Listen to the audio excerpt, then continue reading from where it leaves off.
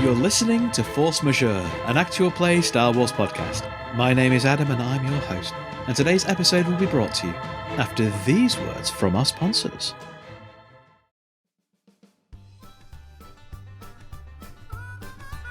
Well, howdy there! My name's Tweezem Bonk, and I'm bringing you this confidential briefing on behalf of the Zaffa Corporation. If you're watching this, then you're one of our favoured clients in our security or proactive acquisitions department. If that's not the case, then please stop watching now, or I'm afraid that we'll have to inform one of our information sanctity administrators, and that will not have a wholesome outcome for anyone involved. Necessary warnings aside, please allow me to update you on the status of our latest speculative development, the bioengineered unobtrusive neurokinetic infiltrator.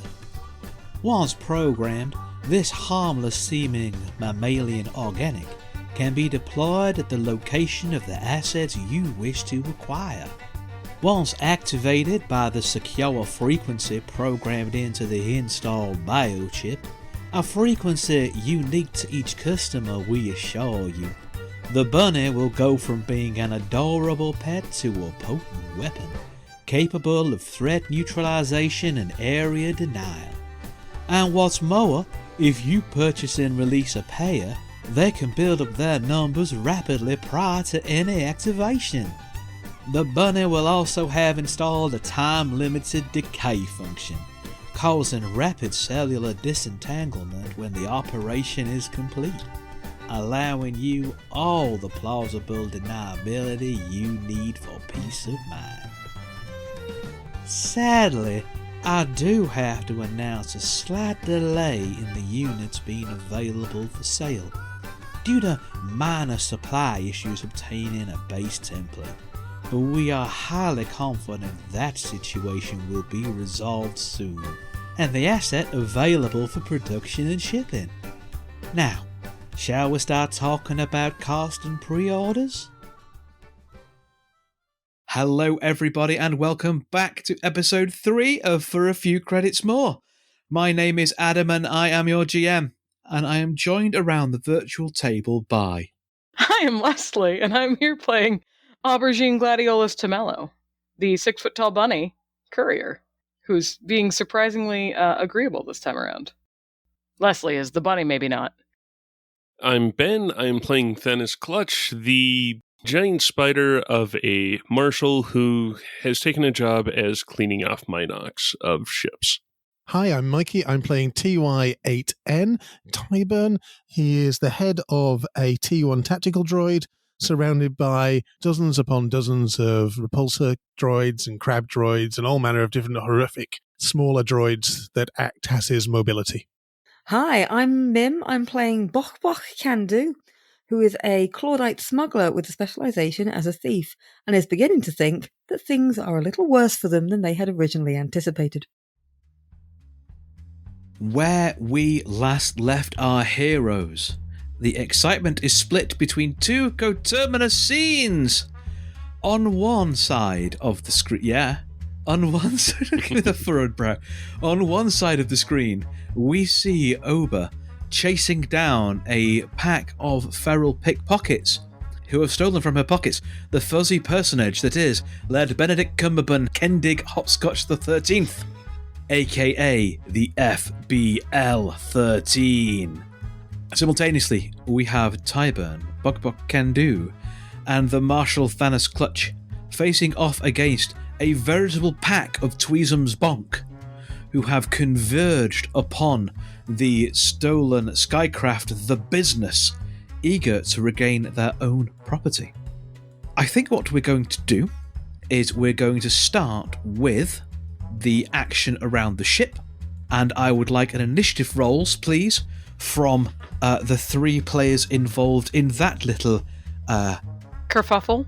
Kerfuffle. Engage in that little kerfuffle. Thank you, Leslie. What are we rolling?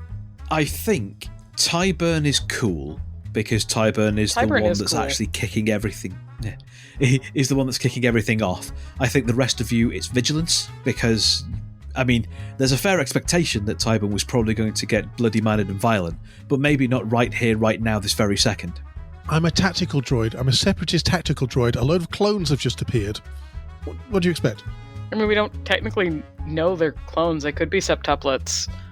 Well, I've made that mistake before, and I think it's unlikely I'm going to make that mistake twice. It would be strange, but you'd have 2 nickels. Yeah. Surely that would mean if you'd come across them before, you would have made that mistake 7 times. No, I just keep killing twins. It's just... I'm picturing this episode opening up like the old 24, where they have just different clips in different squares, and then sliding into place. And you see in the background, kind of a dramatic thing, you see Auber kick flip onto her hoverboard and hoverboard out of the focus. And then it zooms in on whatever's about to go down here. Good things, right, guys? Good things? So our initiative is an NPC, 2 PCs, an NPC, and a PC. I should tell you for easy thing that of the 6 Tweezums Bonk, I'm running it as 2 minion groups of 3, just because it's easier than setting you up against an entire group of 6 minions. Quite honestly, that just doesn't seem fair. So, the first group of Tweezums Bonk, upon their approach to the vessel and seeing, Tyburn, that you are attempting to be aggressive to them and are drawing your sword back in a violent fashion, they raise their canes in a fluid synchronicity, almost like their swords, and then attempt to set about you, whacking you with their canes. Okay. Can I do a dodge? Yes, an incidental, isn't it? Yeah. I'm going to upgrade their difficulty by 2. Nice. Well, they all came up for you. It is a single success and a threat. Okay. In the end, which could have been considerably worse. Yeah. Teeny bit, yes. The damage that is done to you is 5 pierce 2. As their canes make contact with you, they're effectively vibrating at an extremely high frequency that's faster than the average eye can perceive, and as they hit you, it sparks and starts cleaving into your little snurtle droids. Okay. That's a word. It is. Player. I mean, there seems to be an obvious response. Can I hit back? Seems like an idea. The head of Tyburn just shudders a little bit as the droids all shift themselves around, and you hear almost like an alarm type voice where he goes, "Clones, clones, clones," and the crab droids start swinging the sword around, and in unison they whip the sword around. Repulsor droids grab onto the back end of the sword and push it as it makes a complete arc and tries to hit these strange-looking gentlemen. Let's roll some dice. That's terrible. Okay, with that roll, I do 1 success, nothing else, which does them 7 damage, pierce 2. No, it's not got any what's-me-call-it on it, so it's just 7 damage. I need to be able to activate the pierce, don't I? No, it's automatic pierce. Okay, cool then.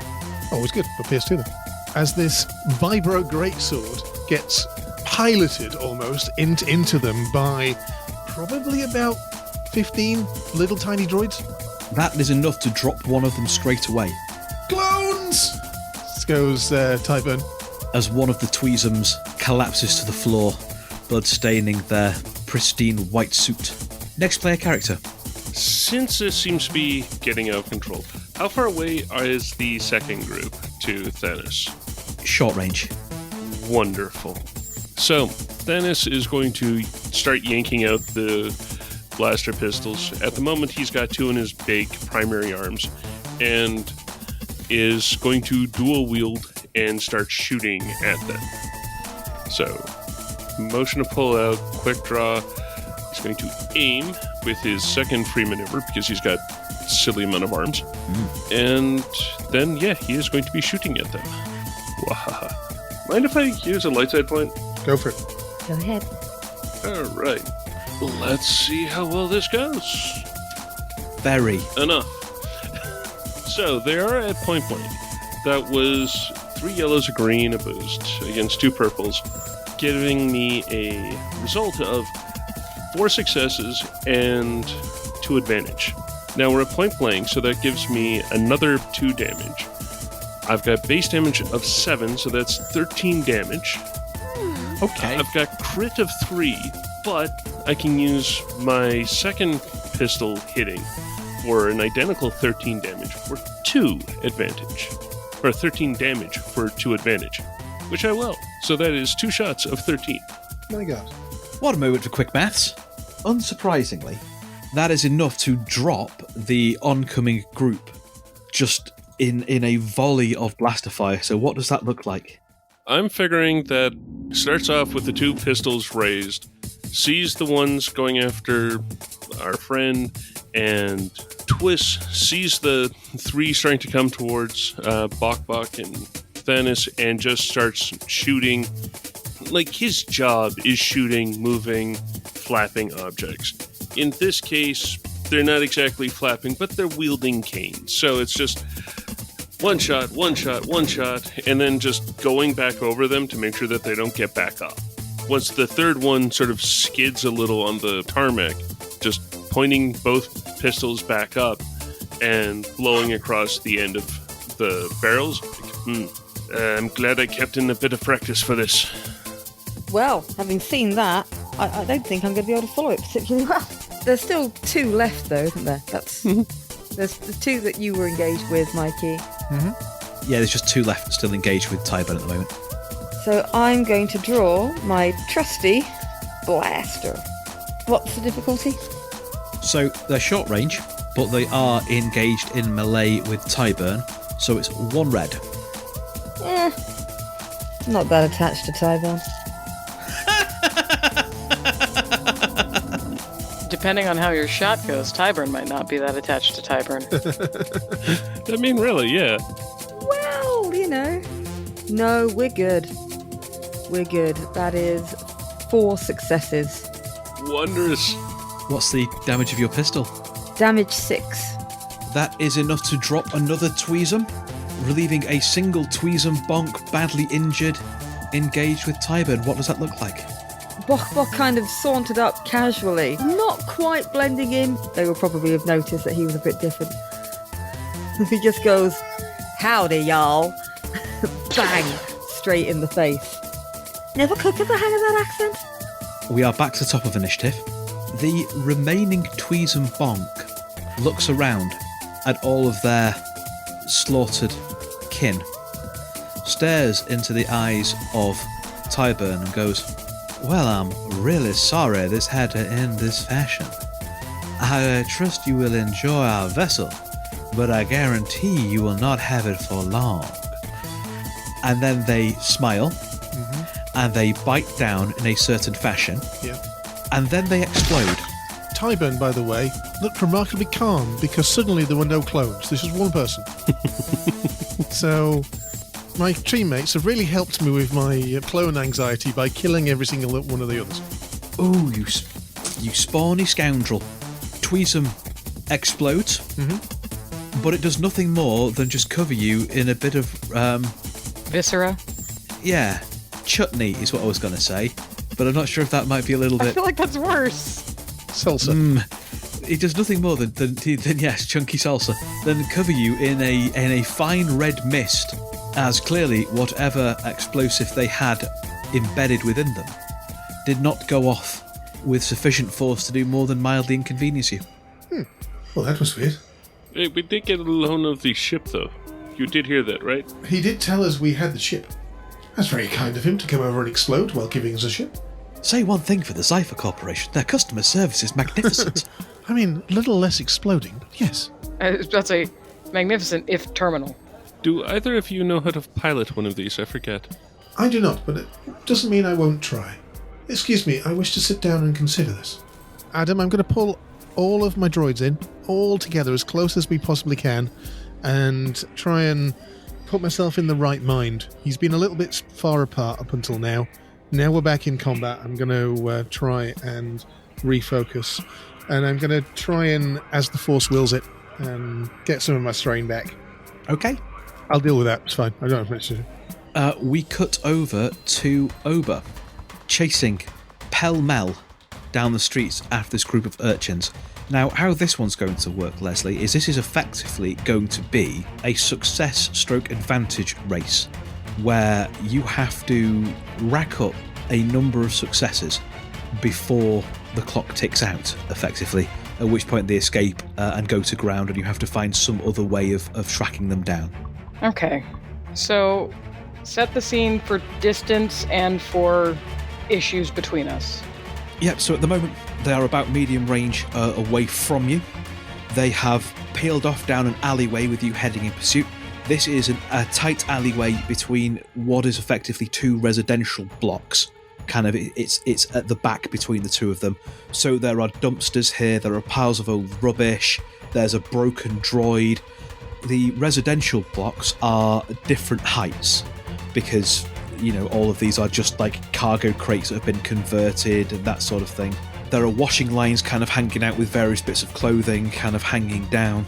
That's the kind of, I think like a New York alley is how I'm kind of picturing this, except it's scrap and spaceships rather than, you know... Buildings? Tenement buildings, yeah. I'm going to let you decide how you want to roll this, what skills you want to bring into this. Your base difficulty is 2. So what you're saying is I probably can't just use my magic bunny legs to leap to medium and get to them. No, that would kind of spoil the tension of the chase somewhat. I just had to ask because I have magic bunny legs. You do have magic bunny legs, yes. Okay, well, I will start just by out and out pursuit. Got long legs, got my cool hoverboard. I can probably do a little bit of parkour en route. And would that be a coordination check? Yeah, we can go for coordination. Let's say it's 2 purple to start with. Are there things I can do to make it better or worse? Yeah, I mean, do you have any interesting talents you might be able to bring into it? Well, I'm bringing 2 ranks of shortcut in. Yeah, okay. That gets rid of setbacks that are used against you, doesn't it, I think? During a chase, add boost per rank to checks made to catch or escape. Okay, yeah, so that will bring you 2 boost die in there. I'm going to give you another boost die, I think, from being on your hoverboard. And I'm going to flip a dark side point to upgrade the difficulty for this first roll, so it's going to be 1 red, 1 purple. Am I in difficult terrain? Did you say, you asked about a setback, so I wasn't sure if you'd given me one.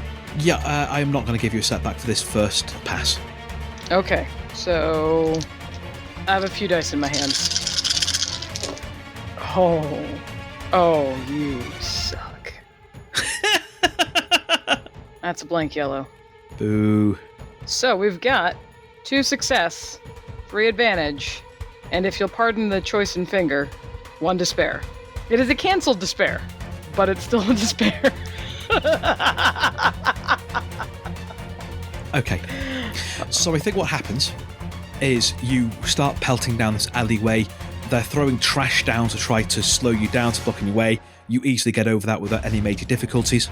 Then one of them cuts a washing line, dropping a big old duvet in front of you. And you manage to shake that off and make even more. But just for that second that it's blocking your vision, and this is the despair, one of the 4 urchins has gone. They have clearly peeled off down a separate alleyway by themselves. You are catching up in good time, however, and you do have advantages which you can spend to introduce stuff that makes things a little bit better for you, or, you know, if you just want to say that the person who's peeled off is not the person that's got the bunny. So that goes back to the question, did they take his whole container, off my hip, or just the bunny out of the container? How big would his container have been?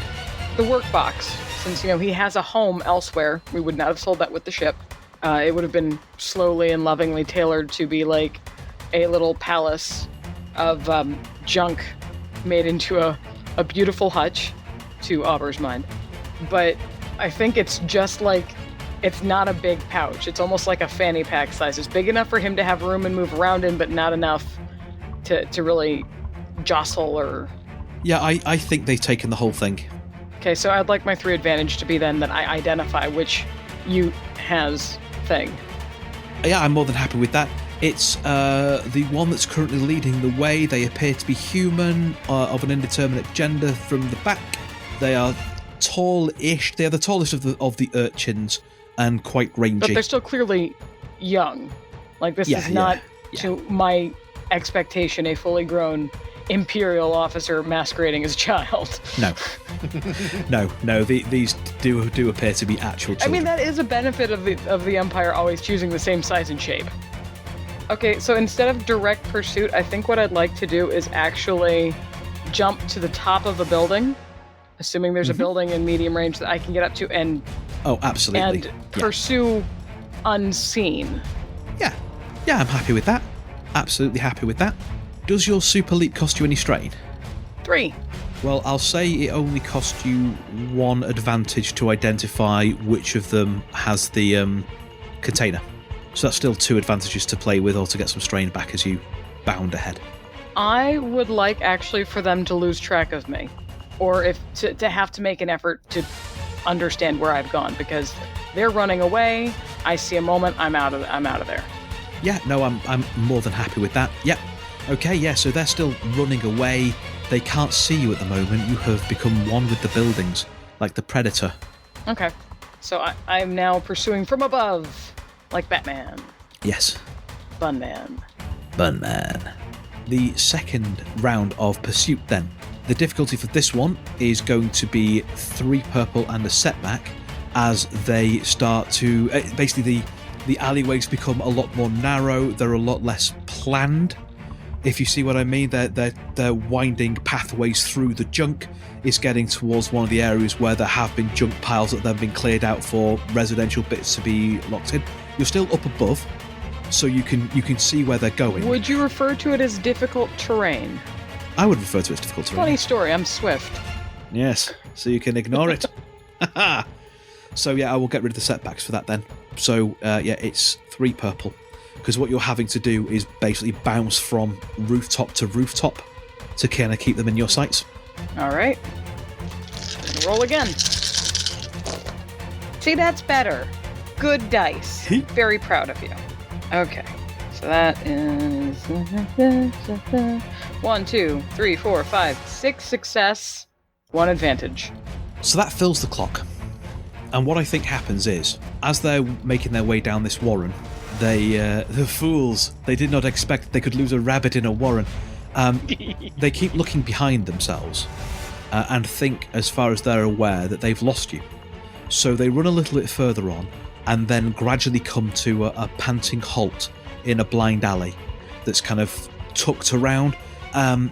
It clearly used to connect to another street, but then there's been a trash avalanche. Yes, a trash avalanche that's blocked this off. But it's small, it's quite cosy, there's little nooks in the junk, and it's clearly one of their little areas where they go to hang out. So they skid round the corner and kind of drop to a wheezing halt as they kind of breathe heavily and attempt to catch their breath, satisfied that they have lost pursuit. Little do they know, however, that you are above them looking down. I'd like to actually drop into the entrance to the little hidey hole so that they can't get past me. But I'd like to do it quietly and listen to what they're saying first. Okay. That's going to be a stealth test, I think. That could be interesting. It's my difficulty, my love. 3 purple. I'm going to flip a dark side to upgrade that to a red and 2 purple, I think. Because they are street urchins. They are used to keeping their eyes open. Fair enough. There are 6 light side points in the pool, though, if you want to counter flip. Oh, sure. Why not? I'll use one of mine from earlier. Well, your red showed up this time. Uh-ohs. No, I think I'm still good.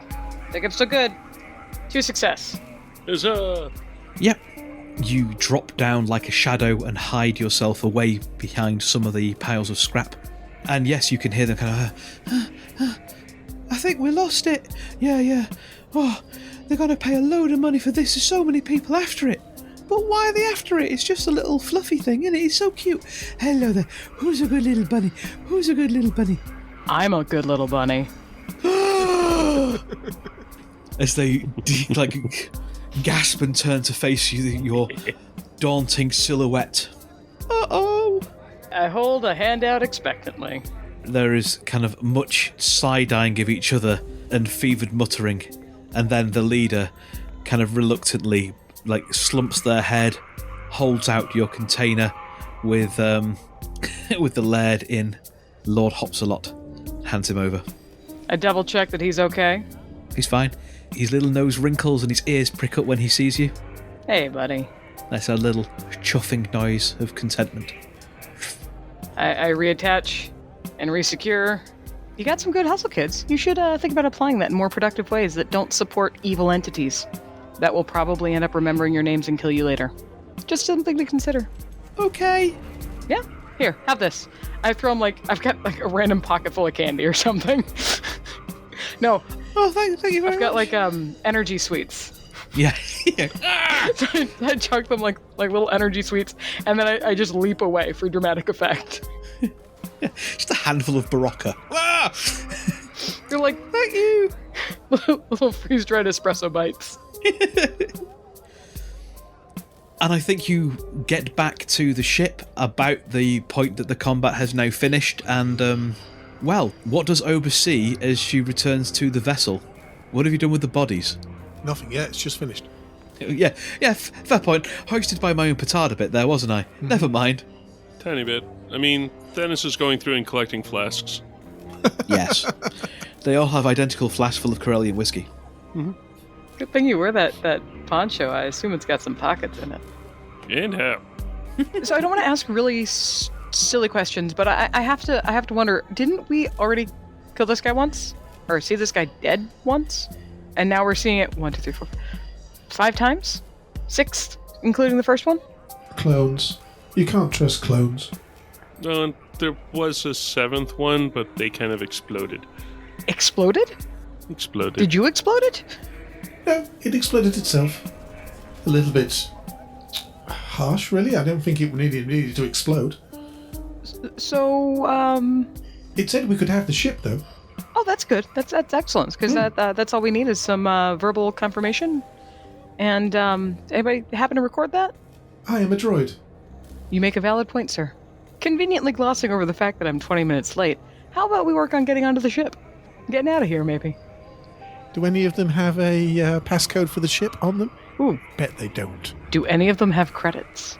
They have some credits. Not a lot of credits. They have some credits. Walking around money, basically. None of them have a passcode for the ship. Not a single one of them. Not even like a clicker or anything like that. Okay, is this going to be a biometric door then? Well, that's fine. We've got quite a few of them here. Yes. Also, I am currently one, so you know. Oh yes, there is that. Yeah, That makes sense. but it doesn't trigger from your biometrics, Mim. So it's not an eyeball or a hand scanner, or if it is, it's in conjunction with something else you can't see. Can anybody do a good accent? Yes, I can do a very good accent. It's this one. I'm going to drag one of the other corpses over and kind of hoist it in front of the door. Wiggle it around a bit. Poke things with its hands. So, there is an eyeball scanner as part of the biometrics. And as it scans the eye of the Tweezum that you're puppeting, there is a little flash of light reflected from the eye of the Tweezum Bonk. And then the ship opens. Anybody got a spork? You telling me I'm imperfect? I look perfect. You just don't have the mechanical parts in the eye that it has. That's all. You don't have the twinkle. Mechanical. Did a thingy. It did a thingy with the thing in the eye. But, I can show you, but it would be horrible. All right, thanks. Speaking of horrible, Tyburn, could you maybe walk through some grass or something? The head just turns 180 degrees around, being puppeted around by crab droids. Some grass? Some grit, something that will take off the... You got some red on you. I was going to say, if we did need to go through a biometric scanner, I estimate there's 23% of him is on me right now. Get an oil bath, mate. You look disgusting. I feel great. I'm very close together. I think a lot better when I'm very close together. Considering I'm still ahead and the war I was created for is over, my warranty has probably expired as well. Just a small point of clarification. Leslie, you have been able to get on this ship yourself. Yeah, but have I been able to start it? No, and you've also not been able to unlock it to get like the boarding ramp down or anything like that. What you've been doing is parkouring up to the very top of it and squeezing through a small vent. But that, like, you've had to do that every single time you've wanted to go on and off here. Okay. But now you have managed to unlock the ship properly, at least for the moment. Okay. Adam, I'm going to wash over what I'm actually doing, but I'd like to do a medicine check to see if there's a component that I can take from one of these things.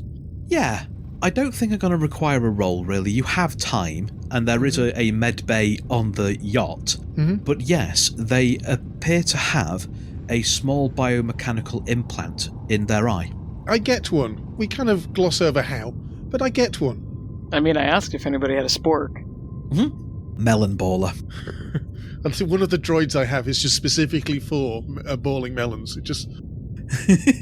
He's a little repulsor droid with a little bit of a scoop on. He's straight in there, and then he spins. It's one of those pieces that I found in a trash can somewhere, and you're like, this looks like a useful tool. Put it on this droid. Is it just the piece, or is it the eyeball? We're in the medical bay. I'm gonna reach over. I'm gonna grab a pair of tweezers. I'm gonna very gingerly pick it up.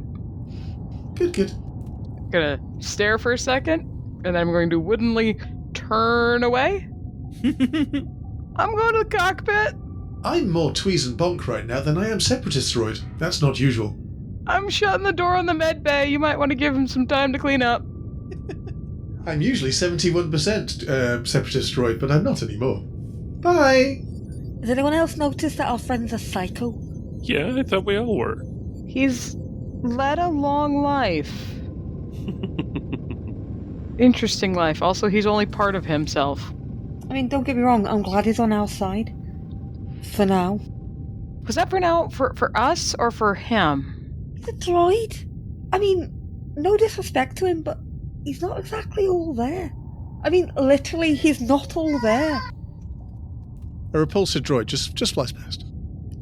It bumps into the wall and then keeps moving. It doesn't know where it's going. It bumps into a wall a few times, like a bee against the glass window.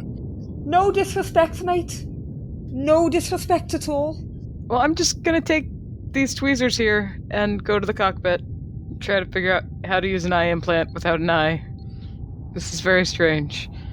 Don't make me put it in, please. I mean, worst comes to worst, we have other eyes. So we're going to try and use said eye implant to get off of this somewhat of a rock?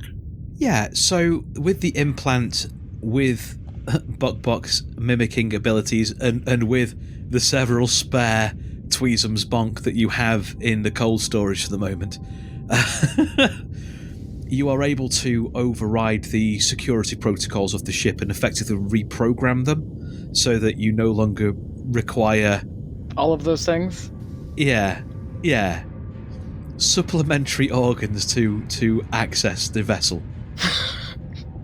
You did that, Adam. You've got lungs now as well. Fantastic. I am Tyburn Bonk. But actually, keeping the implants as a way to activate things means that the ship is very firmly ours. Mm-hmm. Even if we don't, actually implant them. This is true. I'm quite happy with you keeping it under that biometrics if you're happy walking around with eyeballs in your pocket. I mean, in the end, it's not an eyeball. We'll put it in a little can of jelly or something. There is a retinal scan aspect to it as well. It's not just the chip. It's a little bit of both. Okay. All right. So what we kind of need is a way to preserve them in a thing, like a handy amulet thing. Is there a way of freezing them solid or plasticizing them, like the Bodyworks exhibit? I mean, probably. There's enough horror on this vessel that you can probably get away with that. Right. Yep. I'd like to plasticize them and make them into really dodgy necklaces. A lapel pin.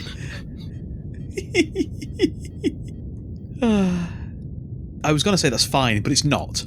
None of this is fine, but it is doable. All right, fair.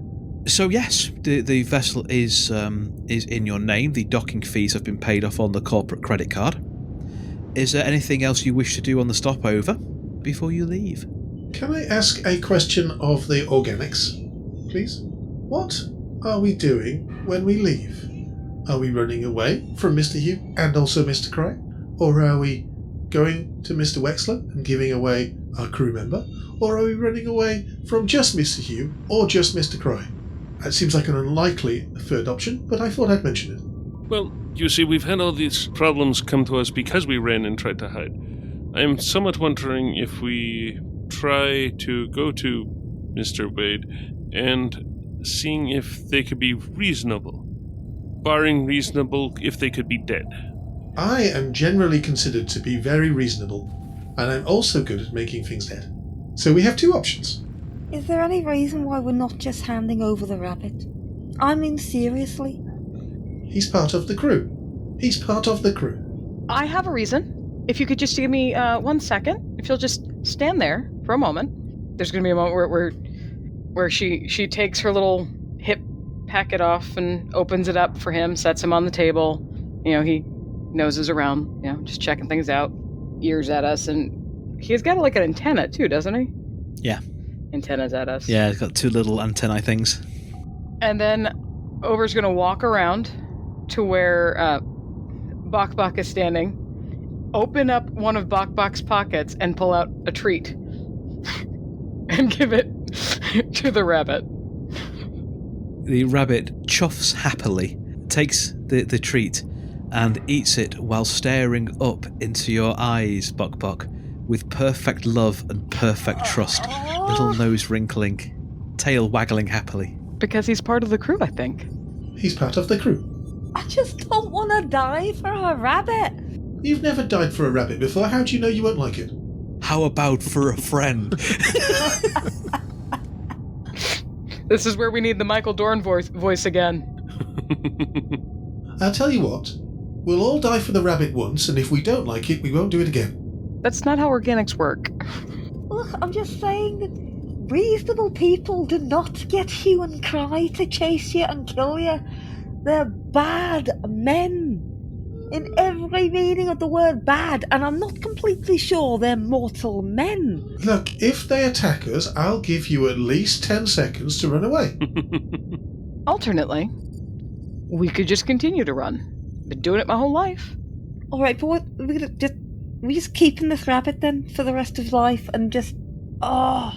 No, this is the one case where we probably should be running to the problem instead of away from it. I do not want to give up, Sir Hoppington, but if we don't deal with those two or their employer, we're going to be running for a good long time, and eventually, you see what happens when they find us. Well, we need to make it so that when they find us, they won't care. I think that means we're heading back to Mr. Wexler then. Yes. We're gonna go pick a fight with Wexler? Yes. No. Oh, no. We're going to win a fight with Wexler. After all, we have a tactical droid and a marshal on our side. And I'm pretty close together now, so my brain's working at least 72%. I mean, it's Wexler. It doesn't necessarily mean that the 2 very scary people are on Wexler's personal protection racket. They just want us to do something. And if it looks like we're doing it, we're not that interesting. Mm-hmm. We could give him Lord Hopscotch and then just kill him and then take him back. Then we get what we want, he gets what he wants, Hue and Cry get what they want, everybody's happy, apart from him, who is dead. He could be happy and dead. We don't know. Who knows what happens after death? I've often considered what happens after death. I've been dead a few times. Something must be wrong with me because it's starting to make perfect sense. That actually sounded like a logical plan for a second. I am a tactical droid, and at least 72% capacity, and 24% volume. Anywho, let's go. I have a sword. And I think our camera pulls back, out away from the stopover. We see the asteroid field hurtling by, meteorites bouncing off the ray shields of the stopover. We see the business pulling away from the planet, making an escape from orbit, using the moon as a shield, then dropping into hyperspace, ready for our heroes to face their destiny. But that will come at some point down the line in part 3, the good, the bad, and the furry. For now, all there is to say is thank you very, very much for listening, and that's where this story ends for today. Thank you, as always, to my players for joining me for this. Thank you very much to my listeners, as always, for joining us as well. People like to say a final farewell and where you can be found? Leslie at LeslieGS. Come chat. I like people. I like to talk about stuff. That's on Twitter, by the way. I don't have like any other social media. I don't know how anything else works. I'm Ben. I'm on Twitter at deuteriumice, and you can find my other projects at thehydianway.com or on Twitter at thehydianway. And the rest of us are Force Majeure. You've heard us before, you'll hear us again. Listen to Dungeon Majeure as well. Not enough of you are, and you should. It's well good, if I do say so myself, and I do. So, I mean, you just did, for sure. I just did. Come, listen for yourself, and tell me if I'm wrong. Don't actually tell me if I'm wrong. I think my heart would break, and there's nothing sadder than seeing a fat man weep. So just, enjoy, listen to it, and if you don't like it, then ball that up inside. Keep it. A little pearl of hatred. But if you do like it, tell me. Maybe even leave a review. That'd be lovely. I digress. Just a bit. Into chasing Amy for some reason. Yeah. Yeah, weird. Like, it's a quote that stuck with me, being a weeping fat man. But yes, thank you, everybody. We hope you've enjoyed this. And we will see you for another one-shot. In the future. Ooh. In the future. Coming up next is the final part of the Outer Dark trilogy, which will wrap up Ed's, not actually Star Wars, but, close enough, story. Then we have one final one-shot to go at the end of that, and then we'll be into whatever Season 7 happens to be, which at the point we've recorded this, we haven't decided, but at the point you're listening to this, we will have. So, Quantum Season. Have fun with that. Look after yourselves, remain delightful as always, and we will see you all next time.